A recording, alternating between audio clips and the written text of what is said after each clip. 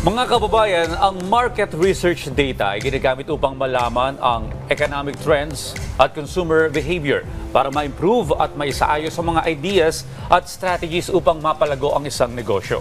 Pero ang market research data ay hindi lamang ginagamit sa business industry, kundi sa iba't ibang industriya rin. Dahil dyan makasama natin si Martin Peñaflor, ang CEO ng Tangere, isang public opinion polling and research organization.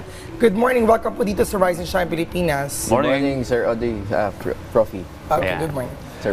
Una po sir, para sa kalaman po ng lahat, ano po ba yung market research data at gaano po ito kahalaga? Salamat po sa question po. Bago po sa lahat, okay lang po ba shoutout po muna yung mga katangere po namin? Go ahead. Shoutout po sa lahat po ng katangere namin. May 1 milyon na po yung mga users namin nationwide. Sila po yung regular sumasagot ng survey. Shoutout din po sa asawa ko po, si Chloe. Yan. So yung market research sa Tagalog or yung layman's term niya po, survey. So we do survey, merong tinatawag na quantitative, qualitative, para aralin ng mga kumpanya yung kanilang market. Hindi na po mga malalaking kumpanya yung kaya na pong ma-afford yung surveys. Dahil sa binigay po naming solusyon, kahit yung mga maliliit na companies, kaya na po mag-survey ngayon. Okay, how do you do the survey part? Kasi we want to know, of course, data or polling or surveying and also the terms or level of accuracy on this. Yeah, great question yan po, Profi. So, na-mention ko yung mga sinoutout ko kanina yung katangere community namin. So, may 1 milyon na po yung gumagamit ng survey namin. So, sila po yung nag-download po ng app namin sa Google Play Store, Apple App Store. Okay. Then, sumasagot po sila in exchange for points na pwede na gamitin pang GCash, na grocery package, cellphone. May 100,000 na po yung nanalo ng mga grocery packages, cash, and cellphones po sa amin. Yun po yung paraan na pagkuha po namin ng data. And now, in terms of accuracy, kasi gumagawa po kami, na-mention nyo po market research, but na-mention nyo din public opinion polling. Nag-survey din po kami ngayon, papalapit na po yung midterm elections. Okay. So, kinukumpara po namin yung results namin sa ibang mga traditional providers, at the same time, sa resulta din po ng mga face-to-face survey namin, traditional. Kasi nagta-traditional din kami, tumutulong kami sa mga ahensya ng gobyerno, gaya po ng Department of Trade and Industry, Bangko Sentral, Dangerous Drugs Board. So comparable po yung resulta ngayon. Para ma-maintain yung mataas na percentage ng accuracy ninyo, no? Well, gumagamit po ba kayo ng mga advanced analytics or statistics lang ito? May mga data scientists din po kami. And bukod po sa mga statisticians. So, yung kung ano po yung ginagawa ng mga traditional, yung mga margin of error na sinasabi, confidence level, pasok din po yan sa standard namin. In fact, sir, kung okay lang po, kasama namin yung SWS, Pulse Asia, na-mention nyo kasi Poll Research. Ginawa namin yung ethical standards sa online survey. Kasi ngayon po, alam niyo po, madaming nagkakalat ng mga online surveys ngayon na hindi naman ginawa ng mga credible institution.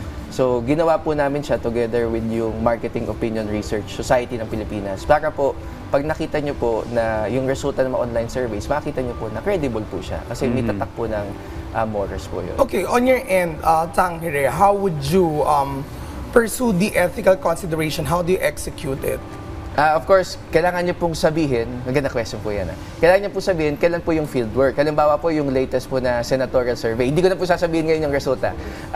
Ginawa po namin yan, January 8 to 11. Kailangan niyo pong sabihin yun. Kailangan niyo pong sabihin, may nagbayad ba or wala? Nag-commission. So, commission or non-commission. Yung Senate survey namin, non-commission po yan. Gaya po ng mga regular surveys din po namin. Halimbawa po, yung nag-survey kami sa pagtaas ng SWS contributions. 85%, 8 to 9 out of 10 Filipinos nagsabi, maapektuhan ang kanilang paggastos. So yung mga yun, non-commission survey po siya. Kailangan din sabihin yung margin of errors, saang area kayo nag-survey, among others.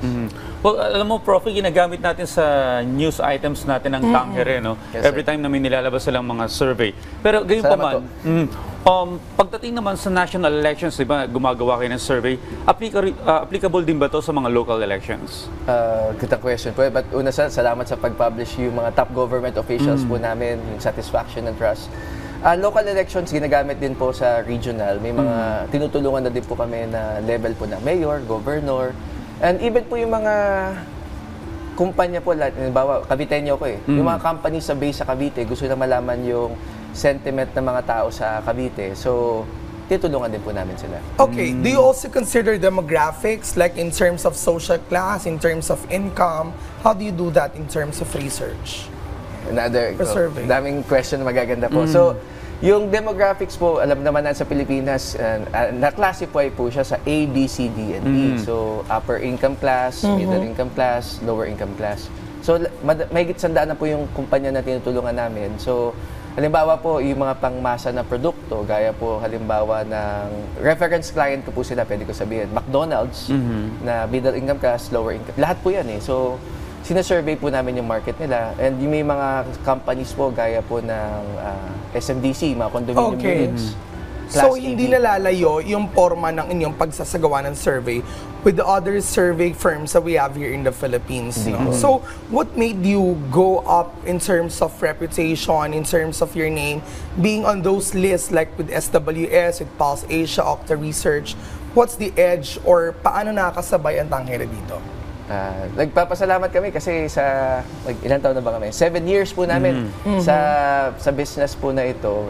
Nakilala din po pangalan namin. Ang nakatulong po yung, of course, yung community po namin, yung word of mouth, 1 million na po yan. Target po namin bago matapos ng taon, maka 2 million users po kami. Okay. Ang bukod po doon sa mga katanghera po namin, ang malaking tulong po talaga dito yung bilis po ng survey namin. Kapag may lumabas na issue, makikita nyo po na may epekto siya sa sentiment ng tao. Halimbawa sa Senate survey, nagkaroon ng isang concern dun sa isang top candidate, nakita namin na bumagsak ang kanyang voter preference ng 5%. Okay. Meron din nagkaroon ng issue sa isang pelikula. Bumagsak ang kanyang voter preference 4%. So yun po yung epekto, almost real time, mabilis. And weekly, naglalabas po kami.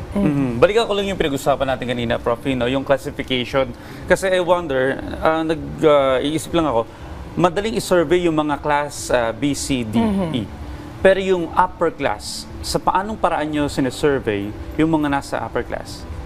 Medyo ano yan eh. Kasi yung survey po namin, sir, incentivized. So, nagbibigay kami GCash sa kanila. But minsan yung mga class A, alam mo naman yung mga, pag sinabi mo class A sa Pilipinas, 175,000 and up. So pag binigyan mo sila ng 500 pesos, baka hindi pansinin. So ang ginagawa po namin sa kanila, face-to-face po. Tapos may mga tokens din kami binibigay, mas malaki nga lang. But madami na po sumasagot. Alright, on that note, maraming salamat po sa pagsama sa amin ngayong umaga. Salamat At pag-share sa amin, napakagandang information patungkol sa dami ng mga survey na pwede maging basihan natin mga ka-RSP pagdating doon sa iba't iba mga impormasyon na pwede na malaman. Thank you so much, sir. And thank you for being with us this morning. Salamat po sa pag-imbita. Bye po.